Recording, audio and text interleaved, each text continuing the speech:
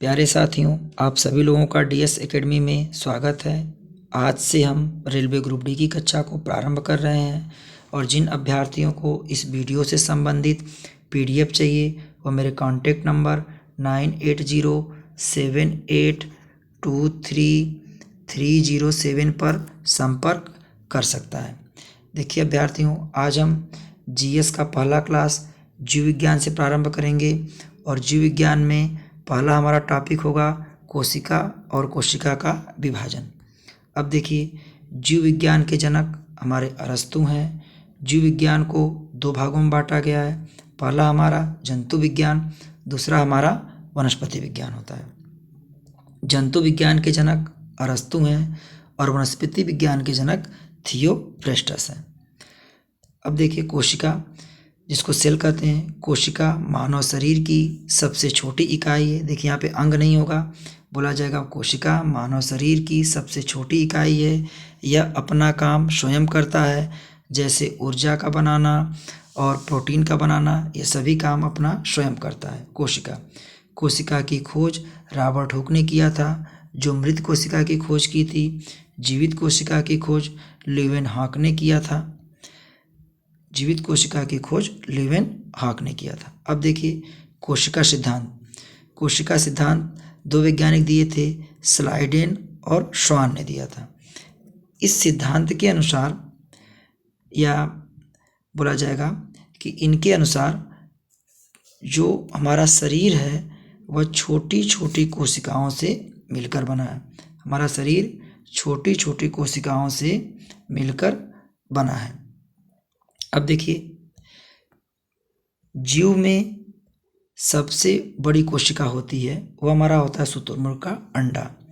और जीव में सबसे छोटी कोशिका आपका होगा माइकोप्लाज्मा। यहाँ पे गलत टाइप हो गया आपका है। मानव में सबसे बड़ी कोशिका अंडाणु, जो महिलाओं में पाया जाता है। मानव में सबसे छोटी कोशिका शुक्राणु, जो पुरुषों में पाया जाता है। सबसे लंबी कोशिका तंत्रिका होता है, जो ब्रेन में पाया जाता है या मस्तिष्क में पाया जाता है। अब देखिए, हम कोशिका विभाजन के बारे में अध्ययन करेंगे। कोशिका विभाजन का अर्थ होता है कोशिका का पुनर्निर्माण, मतलब कोशिका का दोबारा बनना। देखिए, सबसे तीव्र गति से कोशिका विभाजन यकृत में होता है और सबसे धीमी गति से कोशिका विभाजन तंत्रिका में होता है। कोशिका झिल्ली। कोशिका झिल्ली पादप एवं जंतुओं दोनों में पाया जाता है। कोशिका झिल्ली विभेदी पारगम्य होता है, जो प्रोटीन और लिपिड का बना होता है। कोशिका भित्ति। कोशिका भित्ति पादपों में पाया जाता है। देखिए, अब यह कोशिका भित्ति जो होगा वो जंतुओं में नहीं पाया जाएगा। कोशिका झिल्ली पादप और जंतु दोनों में पाया जाएगा, लेकिन कोशिका भित्ति सिर्फ पादपों में पाया जाएगा। यहाँ पे पादप का अर्थ आपका है वनस्पतियों से, पेड़ों से, पौधों से।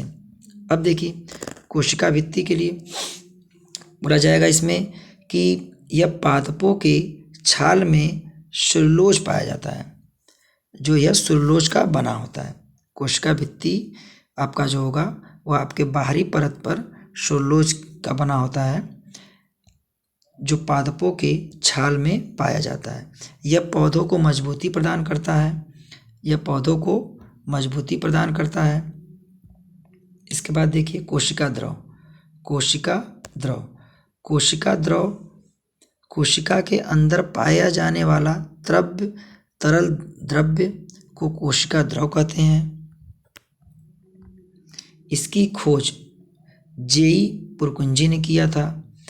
कोशिका द्रव्य को जीव द्रव्य भी कहते हैं। हेक्सले ने इसे जीवन का भौतिक आधार कहा। किसे कहा? हेक्सले ने जीवन का भौतिक आधार कोशिका द्रव को कहा। अब देखिए, कोशिका के अंदर पाए जाने वाले अंग। पहला हमारा होता है माइटोकॉन्ड्रिया। माइटोकॉन्ड्रिया को हम लोग सूत्र कणिका कहते हैं। यह ऊर्जा बनाता है। इसे शक्ति गृह या ऊर्जा गृह के नाम से जानते हैं। माइटोकॉन्ड्रिया की खोज अल्टमैन ने किया था। माइटोकॉन्ड्रिया के आंतरिक दीवार पर टेनिस की रैकेट की संरचना होती है, टेनिस के रैकेट की संरचना होती है, जिसे हम लोग क्रिस्टी कहते हैं। इसे हम क्या कहते हैं? क्रिस्टी कहते हैं। देखिए, क्रिस्टी पर डीएनए पाया जाता है। इसमें आपको प्रश्न पूछा जाएगा, क्या क्रिस्टी पर डीएनए पाया जाता है? तो आपका होगा यस। और यह भी पूछा जाता है माइटोकॉन्ड्रिया में डीएनए पाया जाता है, यह भी आपका होगा यस। इसके बाद आपका होता है क्रेब्स चक्र। देखो, ग्लूकोज बनाने की क्रिया को क्रेब्स चक्र कहते हैं। क्रेब्स चक्र में 38 एटीपी में एक अणु ग्लूकोज बनता है, जो 686 किलो कैलोरी ऊर्जा मिलती है। देखिए, दूसरा हमारा होगा कोशिका के जो अंग होंगे वो हमारे गोल्जी बॉडी है। यह ऊर्जा का परिवहन करता है, मतलब ऊर्जा को एक स्थान से स्थान तक पहुंचाता है। तीसरा हमारा है राजधानी। यह जल का अवशोषण करता है। अब देखिए कि जानवर की राजधानी सबसे छोटी होती है, क्योंकि उसे बार बार प्यास लगता है, और पादपों की राजधानी बड़ा होता है। मतलब पेड़ पौधों की जो राजधानी होती है वो हमारा क्या होता है? बड़ा होता है, क्योंकि वह जल के अवशोषण करने की क्षमता उनकी अधिक होती है, क्योंकि उन्हें हमेशा बार बार पानी नहीं मिलता है। इसके बाद हमारा चौथा आपका होगा सेंट्रोसोम। यह कोशिका का विभाजन करता है। सेंट्रोसोम जो होगा वो हमारा क्या करेगा? कोशिका का विभाजन करेगा, मतलब कोशिका का पुनर्वितरण करता है या पुनः उत्पन्न करता है। छोटे बच्चों में सेंट्रोसोम बहुत एक्टिव होता है, इसलिए कभी छोटे बच्चों को चोट लगने पर उनका घाव जल्दी से भर जाता है। और देखिए, सेंट्रोसोम जो होता है वह आपका सेंट्रोसोम अधिक मात्रा में छिपकली और चूहे के पूंछ में पाया जाता है। आपसे प्रश्न पूछा जाएगा कि सेंट्रोसोम अधिक मात्रा में किस जंतु में या किस जीव में पाया जाएगा, तो उसमें ऑप्शन देगा छिपकली का पूंछ या चूहे का पूंछ। तो सेंट्रोसोम जो होता है छिपकली के पूंछ और चूहे के पूंछ में पाया जाता है। जैसे आपका छिपकली का पूंछ यदि कट जाता है या चूहे का पूंछ कट जाता है, तो वहाँ से कोशिका विभाजन के द्वारा वह पुनः वहाँ पे उनके पास पूंछ उत्पन्न हो जाता है। अब देखिए, इसके बाद आपका गेंडे के जो गेंडे होते हैं, गेंडे के चमड़े में भी कोशिका विभाजन आपका अधिक होता है। अब देखिए, एक आपका इसमें नोट है जो कि कोशिका विभाजन यदि ज़्यादा हो गया तब यह कौन सी बीमारी का रूप ले लेता है। जैसे आपका होगा क्या कि जब कोशिका विभाजन अत्यधिक होने लगता है तो नई कोशिका ज़्यादा बनने लगता है और यह कैंसर जैसी बीमारी का रूप ले लेता है, जो हमारा एक प्रकार के लाइलाज बीमारी है। तो आपसे पूछा जाएगा कि कोशिका के अत्यधिक विभाजन होने पर कौन सी बीमारी होती है, तो कोशिका के अत्यधिक विभाजन होने पर हमारे कैंसर जैसी बीमारी होती है। और हमें उम्मीद है आप सभी लोगों को यह वीडियो अच्छा लगा होगा।